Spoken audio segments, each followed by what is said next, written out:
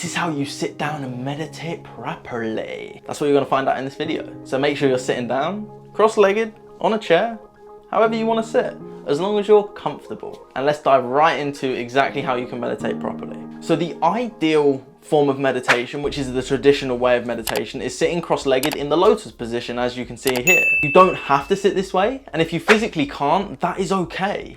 We all start somewhere. No one starts driving a car knowing how to drive a car. They start as a beginner. Be honest with yourself. Drop your ego. Take your ego away from this. This is meditation. This is self-help. This is allowing you to make changes in your life. So sit cross-legged if you can. If you can't, then sit with your legs over the edge of a chair. But ideally, you want your back to be erect, your spine to be erect, and your back to be straight. Ideally, so your head is over your shoulders are over your pelvis, and you are sitting, it's like you've got a pole running up through your spine and your neck, all the way up. You don't necessarily have to sit here like this, and we won't all do that all the time. For example, when I meditate, sometimes I'll be sitting there and my head will completely drop to the side, like all the way down like this. I've crunched over.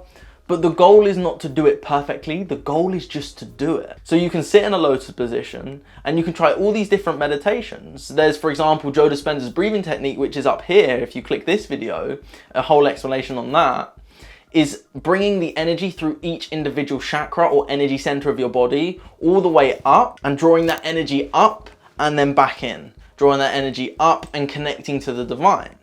Now, this is the more spiritual way, but also how Joe Dispenza explains it, this is also a very scientific way, because what they are doing, they are measuring the power of meditation and energy through science, which is incredible, which I personally find incredible. But what you're doing with this style of meditation is you're allowing your energy to be moved around your body. It's drawn up through the survival centers to the more thrival centers, the more spiritual and emotional centers. When you're moving to the crown and the third eye, these are your more spiritual centers where you can connect with divine energy, where you can connect with higher levels of consciousness.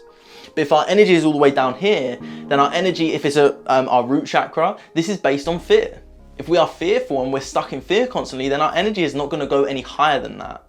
If we're living in oneness and divinity, then our energy is going to be much higher with our crown chakra and with our third eye chakra. And you can also see them here. You've got your root chakra, your sacral chakra, your solar plexus chakra, your heart chakra, your throat chakra, your third eye chakra, and your crown chakra. And that is the way they move roughly on your spine. Now, I'm not going to dive too deep into it in here explaining the chakras. I can explain that in a whole nother video. But make sure you watch that Joe Dispenza video because that explains a bit of the chakras and the energy centers itself. Because the goal with meditation is really just to relax and focus your mind. And when you sit cross-legged, here's a tip from a hypnotist, a hypnotherapist, how you can hypnotize yourself and get yourself into that lower brainwave of theta when you meditate, so that you're more doing self-hypnosis than just meditation. Now, there's a bit more to self-hypnosis, but a great little tool you can start with is just focusing your eyes on one thing. For example, there's things called candle flame meditations. Reason being is if there's a candle flame, they're great for people that have ADHD. Now, I refuse to be labeled as ADHD, but 100% I've got ADHD. My mind's always racing, but I accept that as a superpower. It's not a flaw at all. But I used to never be able to meditate until I forced myself to do it, because I look to people to say, well, if they can do it and it's good enough for them and they are great inspirations in my life, then of course it's good enough for me. So don't get it twisted that you have to be extremely spiritual when you're meditating.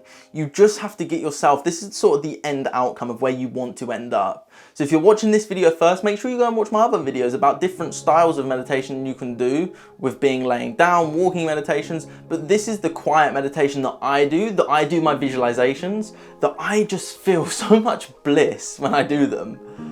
The life that I want to live, the life that I want to live, everything that I want in life, it's inevitable because I've done it so much in here.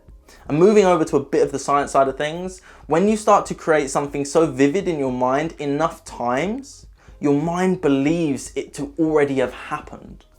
So you're literally creating new neurological connections in your brain.